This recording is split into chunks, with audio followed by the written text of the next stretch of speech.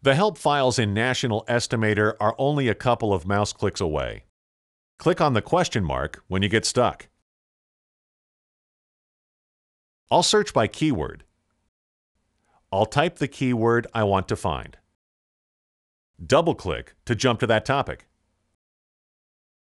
Here's the number to call when you need help. To print a guide to National Estimator, search for Guide.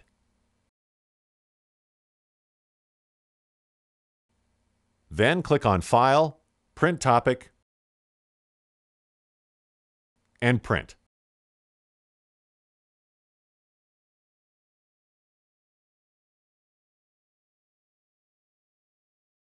We're finished with the estimate, just testing, so let's remove it permanently from the disk. I'll click on File and Open. Check the drive and folder to be sure they're correct. Just Testing is in the My Documents folder. I'll right-click on Just Testing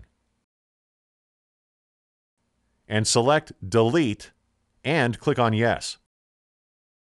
And I'll click Cancel to resume estimating. Deleting an estimate doesn't automatically delete the backup estimate. Remember that saving an existing file always creates a backup of the old file. So your hard drive probably has a backup of every estimate you've ever made. To get rid of these backups, you have to delete them. Here's how. I'll click on File and Open. I'm in the My Documents folder. That's the default for estimates. I'll click on the down arrow at the right side of the Files of Type box to find backups. And here we are. I'll right-click on the backup of Just Testing and click Delete.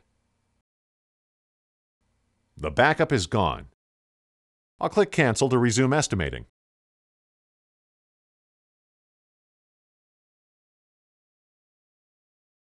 When an estimate is done, I turn it into a bid or invoice with Job Cost Wizard. Let's dump the Stillwell estimate into Job Cost Wizard. Here's the Stillwell estimate. I could print this estimate and send it to Bill just the way it is, but your customers don't need to know the cost of every nut and bolt in the job. And they certainly don't need to know your markup. Job Cost Wizard lets me show and hide what I want and prints a nice-looking bid or invoice.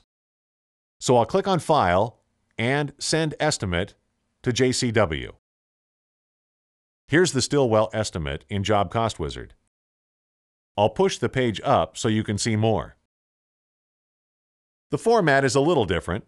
Instead of material, labor, and equipment in columns, costs are in rows. All the descriptions are here.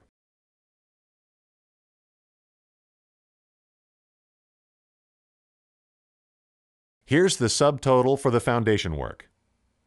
Otherwise, it's about the same as our Stillwell estimate.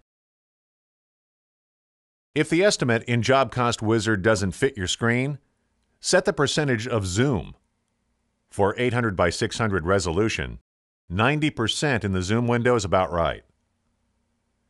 Click and drag or pull the page up or down to see anything on the page.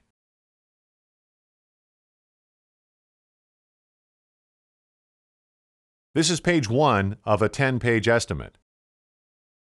Turn pages by clicking on the previous page or next page buttons. To go to any page, just type the number and press Enter. This is the last page, 10 of 10.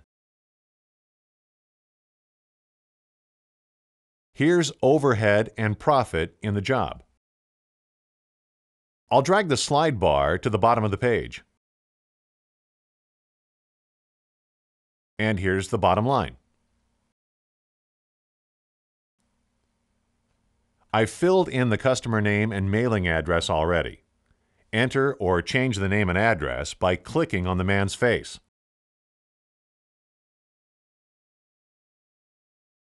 Click on the hard hat to change the job name.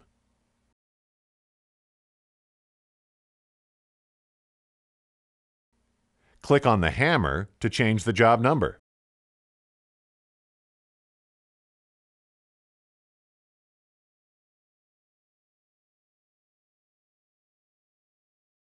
Click on the Details button to show or hide the details in your estimate. Subtotals only is a good choice. The subtotals in your estimate become cost category names if you export to QuickBooks. To change the title of this form, click Transaction Type on the toolbar. You've got a couple of choices here for the title. Click on Custom and you can type in any title for this form.